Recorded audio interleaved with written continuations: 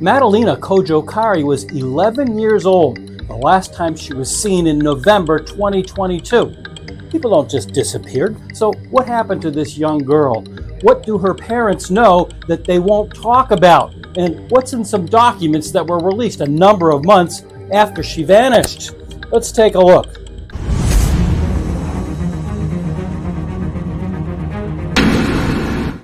Madalena was only 11 years old when she disappeared without a trace, and everyone seems a little tight lipped about it. I'm Lainey Law, And I'm attorney Andrew Myers. and today we're going to be discussing this strange case where the parents don't seem to want to cooperate. And don't you think that's kind of odd? I mean, parents have as their job to, protect their children and watch over them and do anything they can to maintain their safety. So, at the very beginning, doesn't this just seem like a very strange case? Yeah, and for those viewers that might not be aware of the case with Madalena, Madalena Kojakari disappeared, and I believe she was last seen in November, and it wasn't until later in December where her parents, I don't know, did the parents they reported her missing, I believe, right? After multiple weeks, if I'm not What we're mistaken. seeing what we're seeing right now is, and you can see the date stamp, November 21st of 2022.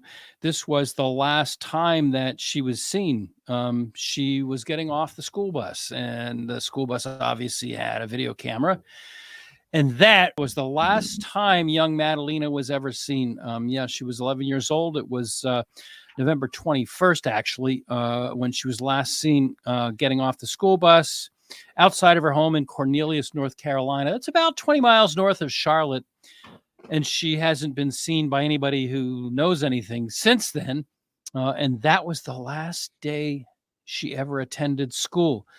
Strangely, her parents did not report her missing until December 15th, the day after someone from the school went knocking on the door asking, where's Madalena? And the parents consist of Diana Kojukari, then 37 years old, and the girl's stepfather, Christopher Palmiter, who was 60 years old. The person from the school knocked on the door, and Diana and Christopher were not home, so they left a little package at the door. And that's when the next day they went and reported her to the school. Mhm, And mhm. that was seen as just a little bit strange. And the school investigated, the police investigated, and the police grabbed him and threw him in jail on the 17th of December on charges of failure to report the disappearance of a child.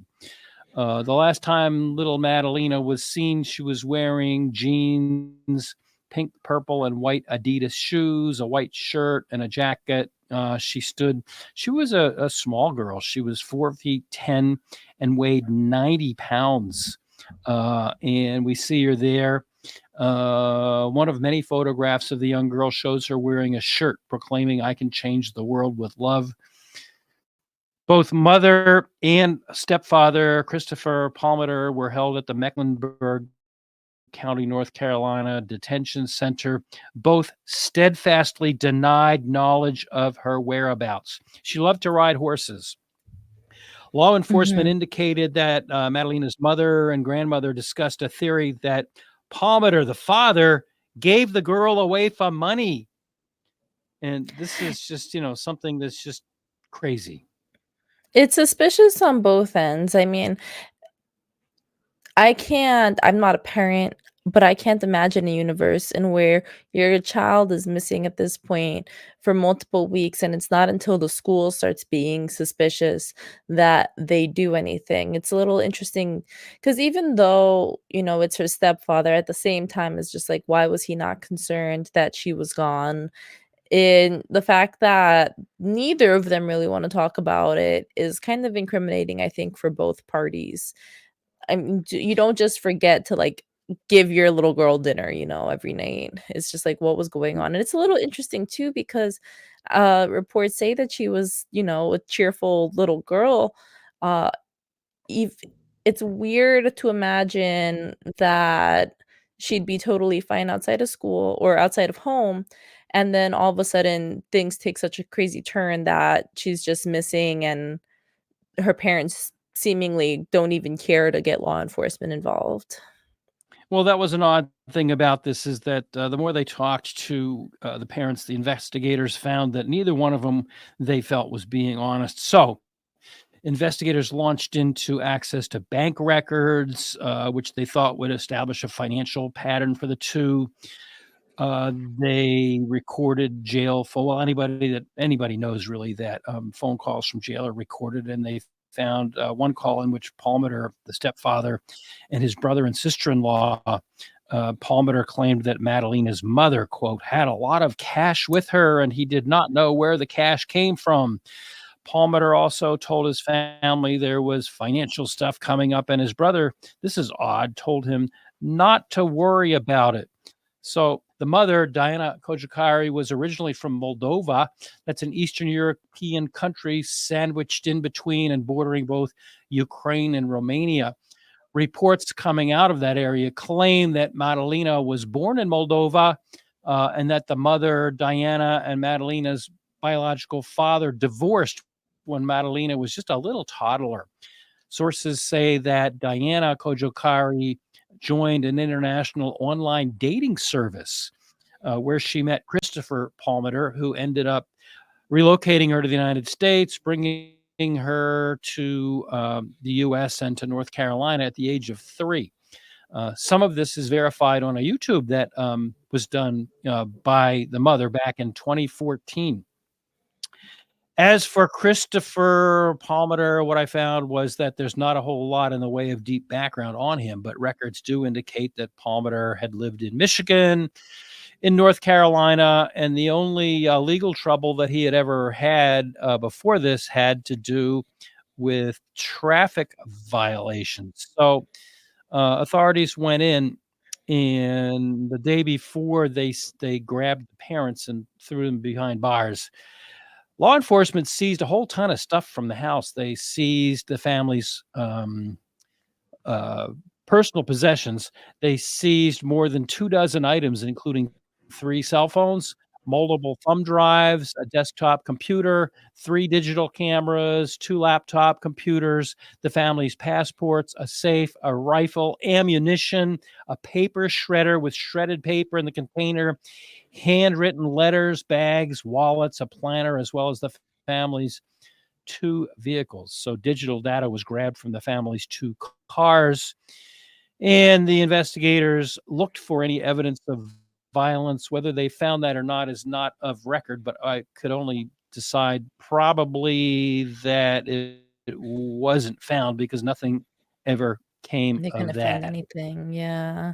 And didn't they also, because it was interesting to me that the only incentive really would have been money, and that it's interesting that they're both tight-lipped and almost both accusing each other of doing it for financial benefit. But looking into this a little bit more, it looks like they were able to charge her, like, that she had possession of, was it cocaine and fentanyl? So, that gives some kind of financial incentive, but then also Well, yeah, a that little, came later. yeah, that came later, okay. Yeah, so and then also a little interesting, I guess, not as much for the stepfather, but maybe for the mother, that, you know, she had been moved from her country and taken to the United States, is a little interesting. Not to say that that's always, financial benefit is always the case, but also notably there is quite an age difference between them as well. I believe over 20 years. Yeah, that struck me as strange, although it's not out of the ordinary. Mhm. Yeah, he's 60 and she's 37. And one of the things that investigators did, trying to get some information, is they put an informant in the jail cell with Christopher, the stepfather. And at one time, Palmer told the informant that he was remembering the events regarding Madalena and was writing everything down. So they did actually do a search warrant, and they seized just this guy would write on anything, including toilet paper. They seized What? um, yes, Christopher Palmer had written notebooks, journals. He wrote on paper, towels, napkins, even toilet paper and other surfaces that could be used for writing. Apparently, he wrote down everything. Unfortunately, nothing that incriminated himself or Diana too much, but he would write down little things that he had to remember to do, call so and so, do this tomorrow at 10. So that was a little odd little turn. Police took out a warrant to search a Capital One account belonging to Palmer. They were just grabbing at straws. Mhm. Nothing came of that. In one recorded jail call between Diana and her mother, the women discuss a bag of money and withdrawing cash, and a theory that Chris gave the girl away for money. So Chris Mhm. is talking about her having a lot of money. She's talking about him selling the girl, and it's just who knows? We just don't know what happened to the girl. Uncovered documents show that detectives also reached out to companies like Yahoo and Facebook for digital records associated with the accounts listed to the pair. Law enforcement said Diana had at least 25 different AOL accounts, Crazy. and they seized digital records for a WhatsApp account belonging to Diana. A local computer repair shop still had an old hard drive belonging to Chris. Chris had gone to a local computer repair place about a year before this and wanted the hard drive replaced. Okay. And they did that, but they saved the hard drive. They say they save hard drives for a year. They turned that over to law enforcement. So about 9 months after little Diana disappeared, with the parents kind of pointing fingers at each other and at others, documents were finally released. What they were affidavits that accompanied the warrants to get some of the information I've talked about before. And in the documents, investigators, of course, said they believed that Diana may have lied about the last time she saw Madalena. Diana originally told the police that the last time she saw Madalena was on December 23rd. I'm sorry, November 23rd. But then in a text message Diana sent on December 2nd, she told the person she was texting that she was in the presence of Madalena. So which one is true? That she Mhm. last saw her on November 23rd, or that she was with her on December 3rd. So she had to be lying either to the police or to the person that she was texting with. So Mhm. it gets deeper than that. On December on December 3rd, Diana had stopped at a gas station in a town named Hickory, where she stopped to get an oil change. And the attendant later reported seeing toys in the vehicle, but there was no child. On December 4th, Diana said she drove towards the mountains, claiming to be searching for Madalena, but nobody really knew what. One, why is she in the In the mountains looking mountains. for? Yeah, on December 4th, when on December 3rd, she claimed to a texter that Madalena was with her. So, there's a lot of not truths being told here. There's a lot of things that are going Mhm. on here that's just, and it's really sad because what happened to the girl? Where is she? Especially when the parents are not being truthful. Um, on December 16th, police in the town of Sugar Mountain provided investigators with surveillance photos showing a man and a young female. The man in the photos looked consistent in physical characteristics with Diane's nephew, Octavia, Diana's only blood relative, also living in the USA. The female child in the photos was physically consistent with Madalena. But the Cornelius Police Department very quickly released a statement that, none of these sightings that they claim that they checked out, none of them led to Madalena. So some of the documents that were released also said that a relative was interviewed by detectives, and a warrant says that the relative told investigators that Diana asked him if he would help with smuggling her and Madalena away from their Cornelius home. So she wanted to be Mhm. smuggled away with Madalena. Well, so did that go wrong? And was Madalena smuggled and the mother was not? So the drug charges came much later. While incarcerated, Diana was charged with possession of cocaine and fentanyl. So then the next strange development was that Christopher went into court and argued to have his bail reduced from 250, I'm sorry, from 200,000 to 25,000. he convinced the court and he had bail made for him. So Christopher got out, but Diane remains behind bars as we do this podcast. So it's just the strangest story. I don't really know what to say about parents that have their child disappear and they don't want to cooperate with the law enforcement when it comes to asking questions. What do you make of that? It is really damning on the mother's part.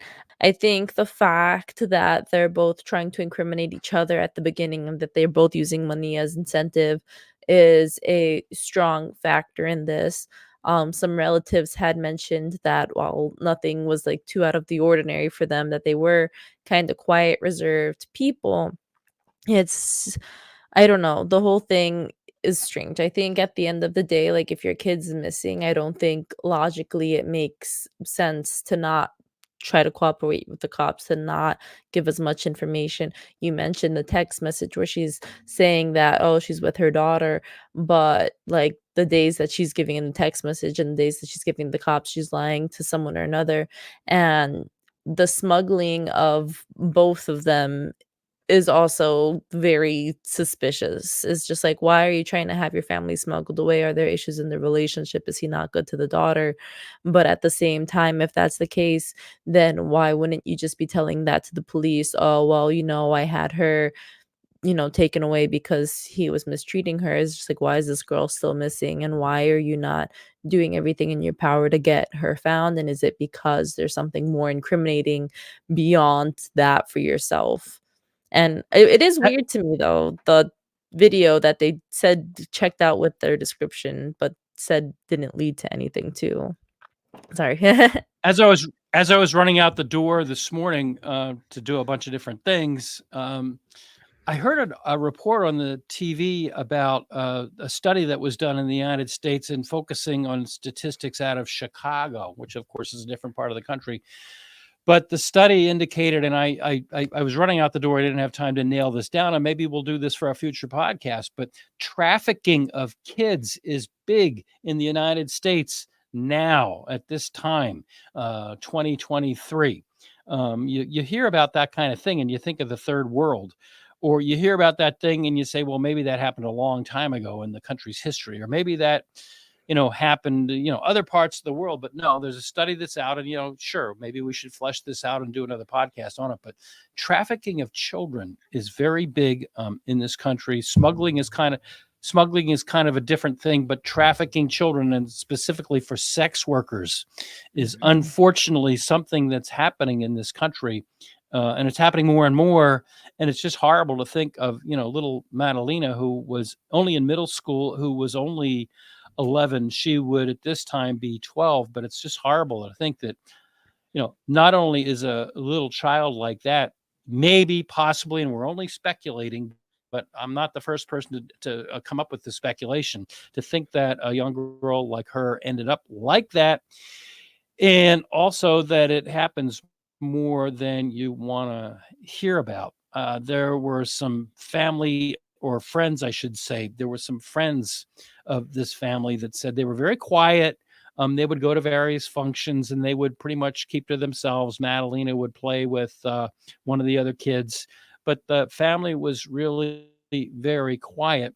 There was a store owner in the town in North Carolina that said he kind of got to know the family pretty well, because they would go in there, they would go shopping, and they seemed sort of like a quiet but normal family. They would have, normal kinds of discussions. How's the weather? What's new in the shop, that kind of thing. But beyond that, after Madalena's disappearance, the two, Diana and Christopher, were very lovey-dovey, holding hands and being very close, and relating to each other as a happy couple. So you got to put 2 and 3 together and say, wait a minute, the daughter disappears, and now all of a sudden they seem happy, and you got to think, I don't know. I really don't know what to make of the case. I think obviously something happened to the kid, and I don't think it's too far of an inference to draw that they had something to do with it, and they're just staying quiet. But if I have a question, if Christopher was the one that did something. Why is Diana remaining behind bars while he's free and not ratting him out? Why would that be? That is interesting that you say that. I mean, but you also do mention that they were very lovey-dovey together, so it could be that even though he was able to get out and like he had mentioned something about big bills coming up but not to worry about it, they both used money as an incentive and he could even I mean, she might even be under the impression that maybe he's gonna help her, like, maybe he's out, so he's gonna do something to kinda cover up their tracks, but if they're getting closer together after this incident, it's, like, really disturbing too, because it's just, like, if they're getting, rid of the kid, maybe they didn't wanna be parents, there's other ways, obviously, to do it, but the fact that they both say, like, a financial incentive for the other is very concerning. But you are right where if she thinks that he was the one to do it, then wouldn't she have some more information? And it's also really strange to me though that it doesn't really seem that anybody has anything to say about them not being good parents. It doesn't seem like there's anything about them like being snippy or screaming, which even in, cases in families that this stuff doesn't happen is just like you go to like the grocery store, for example, and you'll see people yelling at their kids, but it doesn't really seem like there is anything in that regard for the parents where they were having issues parenting. So very Well, there strange, was very one little suspicious. Mhm.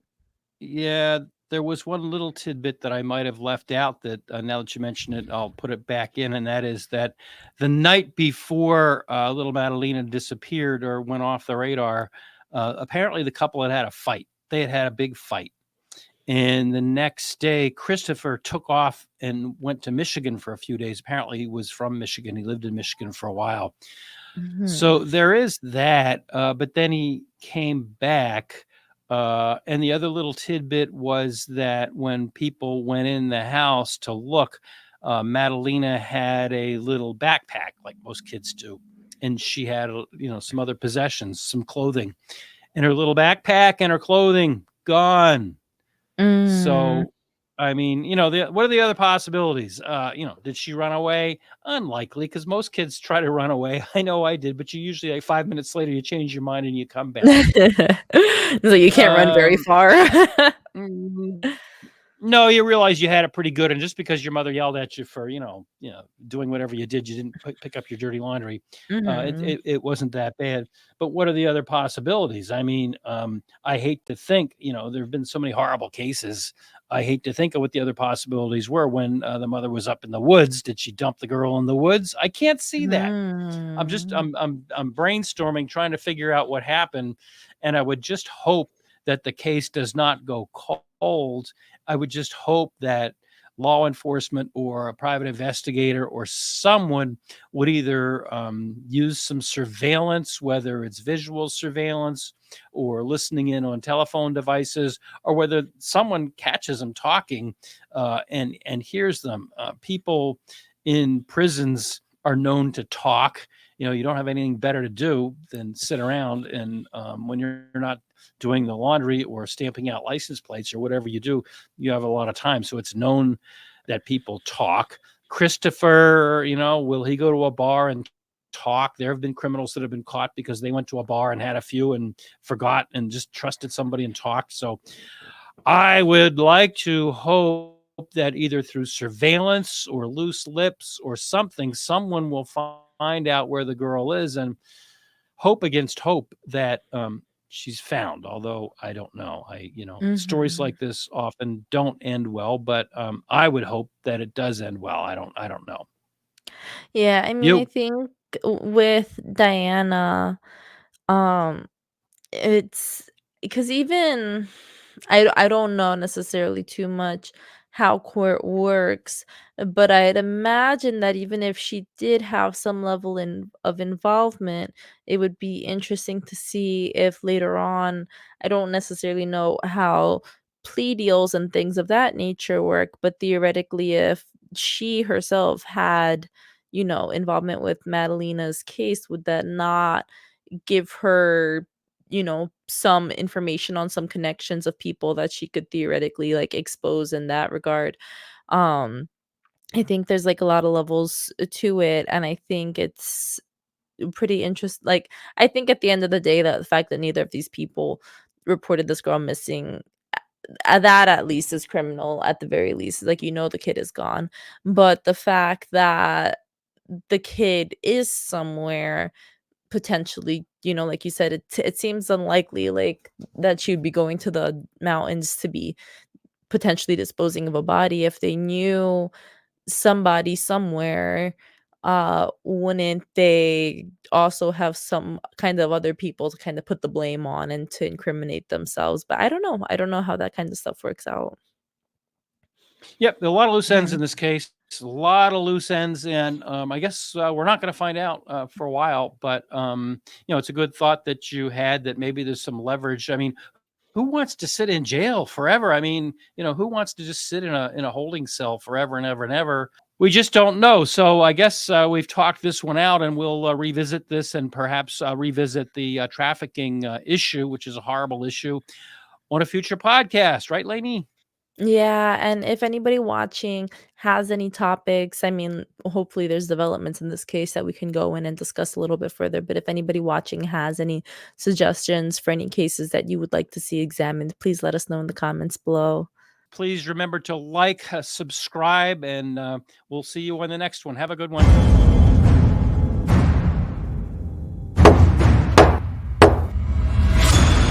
You have been watching About the Law, a production of the law offices of Andrew D. Myers in Methuen in the Merrimack Valley of Massachusetts and in Derry, just outside of Manchester, New Hampshire.